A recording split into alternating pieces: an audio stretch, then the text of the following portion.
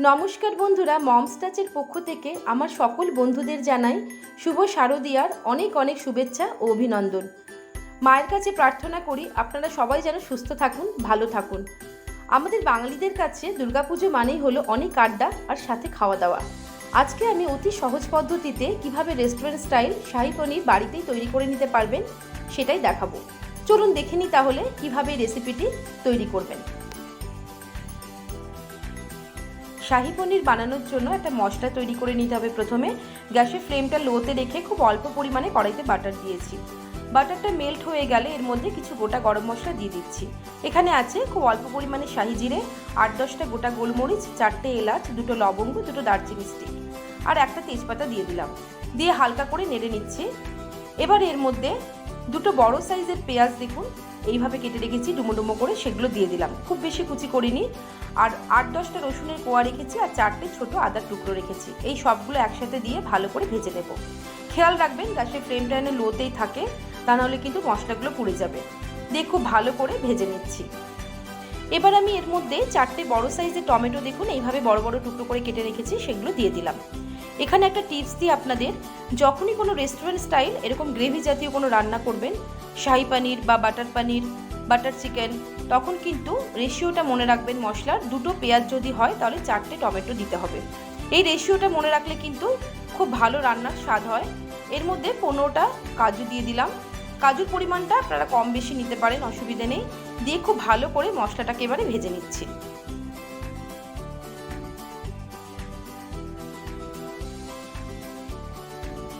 এবার আমি এর মধ্যে খুব অল্প পরিমাণ দেখুন নুন দিয়ে দিচ্ছি। 1 টিস্পুনের মতো নুন দিয়ে দিলাম। দিয়ে খুব ভালো করে একবার নেড়ে নিচ্ছি। নুনটা দেওয়ার ফলে টমেটোটা আমার খুব তাড়াতাড়ি নরম হয়ে আসবে। আর দিচ্ছি 1 কাপ পরিমাণ জল। এই জলটা দিয়ে আমি ঢাকা দিয়ে রান্না করব যতক্ষণ আমার টমেটোটা নরম না হয়ে আসবে। গ্যাসের ফ্লেমটা লোতে রেখে আমি এটাকে ঢাকা দিয়ে দেবো। 15 মিনিট পর দেখুন আমি ঢাকাটা খুলে দেখছি, আমার কিন্তু মশলাটা তৈরি হয়ে গেছে। আর একটু জলটা শুকোবে। জলটা শুকিয়ে গেলে আমি গ্যাসের ফ্লেমটা অফ করে দেব। এবার আমি দেখুন গ্যাসের ফ্লেমটা অফ করে দিয়ে মশলাটা ঠান্ডা করে নেব। মশলাটা ঠান্ডা হয়ে গেছে। তেজপাতাটা দেখুন আমি তুলে ফেলে দিচ্ছি মশলা থেকে। এবার আমি একটা মিক্সার গ্রাইন্ডার জারের মধ্যে মশলাগুলো দিয়ে দিচ্ছি।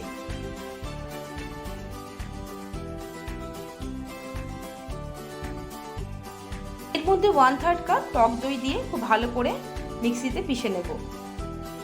আমার কিন্তু মশলাটা তৈরি হয়ে গেছে। দেখুন মশলাটা দেখতে দেখুন এরকম হয়েছে। এই পর্যায়ে যদি চান তো মশলাটা একবার ছেঁকে নিতে পারেন। আমি আজকে ছাঁকলাম না, কারণ খুব ভালো পেস্ট হয়েছে এটাই আমি রান্নায় ব্যবহার করব। গ্যাসের ফ্লেমটা মিডিয়ামে রেখে কড়াইতে দেখুন 1/3 কাপ রিফাইন্ড অয়েল দিয়ে দিলাম। চাইলে কিন্তু এটা বাটারেও রান্না করতে পারেন আপনারা। দিচ্ছি 1 টেবিল স্পুন শুকনো লঙ্কার গুঁড়ো আর 1/2 টেবিল স্পুন হলুদ গুঁড়ো। শুকনো লঙ্কার গুঁড়োটা বুঝে নেবেন, যে যতটা পরিমাণ ঝাল পছন্দ করেন ততটাই কিন্তু লঙ্কার গুঁড়ো দেবেন। দিয়ে আমি যে মশলাটা তৈরি করে রেখেছিলাম সেটা ঢেলে দিলাম। খুব ভালো করে এটাকে নেড়ে নিতে হবে। দেখুন গ্যাসের ফ্লেমটা কিন্তু লোতে রেখে করবেন রান্নাটা। এবার আমি এর মধ্যে এটা ভালো করে মিশিয়ে 1 টেবিল স্পুন ধনের গুঁড়ো দিয়ে দিলাম। ধনের গুঁড়োটা দিয়ে খুব ভালো করে আরেকবার নেড়ে নিচ্ছি। এর মধ্যে এবার পরিমাণ মতো নুন দিয়ে দিলাম। মশলাটা তৈরি করার সময় কিন্তু প্রথমে আমি একটু সামান্য নুন দিয়েছিলাম, আর একটু নুন এখন দিলাম। নুনটা কিন্তু আপনারা বুঝে নেবেন, যে যেরকম নুন পছন্দ করেন ততটাই নুন দেবেন। দিয়ে খুব ভালো করে নেড়ে এটাকে আমি ঢাকা দিয়ে দেবো। কিছুক্ষণ পর দেখুন আমি ঢাকাটা খুলে দেখছি, মশলাটা দেখুন খুব সুন্দর আমার কষানো হয়ে গেছে। এর মধ্যে এবার 1/2 কাপ পরিমাণ আমি দুধের মালাই দিয়ে দিচ্ছি। এটা আমি বাড়িতেই তৈরি করেছি। খুব সহজে কিন্তু এটা বাড়িতে তৈরি করতে পারেন। দুধ যখন ফোটাবেন যে সর বা মালাই তৈরি হয়, সেটা 3-4 দিন জমিয়ে মিক্সিতে কিন্তু ফেটিয়ে নিলেই তৈরি হয়ে যায় দুধের এই মালাই। এর মধ্যে দিচ্ছি খুব সামান্য পরিমাণে কাসুরি মেথি। শুকনো তাওয়াতে আমি একটু নেড়ে নিয়েছিলাম। নিয়ে দেখুন এটা 2 হাত দিয়ে ক্রাশ করে নিয়ে এটা দিয়ে দিলাম। এবার এটাকে খুব ভালো করে নেড়ে নিচ্ছি।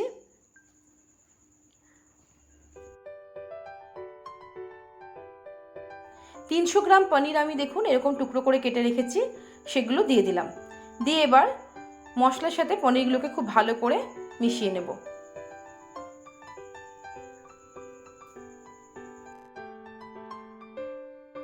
পনিরের টুকরোগুলো ভালো করে মিশিয়ে নিয়ে আমি এখানে 1/2 টেবিল স্পুনের মতো মধু দিয়ে দিলাম।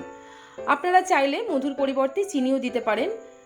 শাহী পনির কিন্তু একটু মিষ্টি স্বাদ থাকে, তাই এর মধ্যে অবশ্যই চিনি বা মধু যাই হোক একটু দেবেন। দিয়ে খুব ভালো করে মিশিয়ে নিয়ে আমি 1 কাপ পরিমাণ দুধ দিয়ে দিলাম। দুধ দিয়ে খুব ভালো করে এটাকে মিশিয়ে নিচ্ছি। রান্নাটা আমার প্রায় তৈরি হয়ে এসছে, এবার আমি এটাকে ঢাকা দিয়ে দেব। দেখুন ঢাকাটা খুলে আমি দেখছি কিছুক্ষণ পর খুব সামান্য পরিমাণ গরম মশলা দিয়ে দিলাম। তেলটা কিন্তু আমার গ্রেভি থেকে দেখুন ভেসে এসছে ওপরে। রান্নাটা আমার তৈরি হয়ে গেছে। এবার আমি এটাকে সার্ভ করে দেব। শাহী পনির আমার একেবারে তৈরি।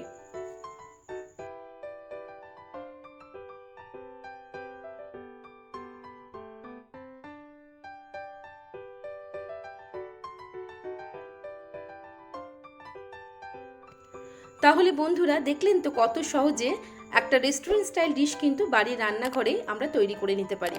অবশ্যই কিন্তু বানাবেন, কমেন্ট করতে ভুলবেন না কেমন হয়েছে খেতে। লুচি, পরোটা, নান, ফ্রাইড রাইস, পোলাও যে কোনো কিছুর সাথে কিন্তু এটা দারুণ লাগে খেতে।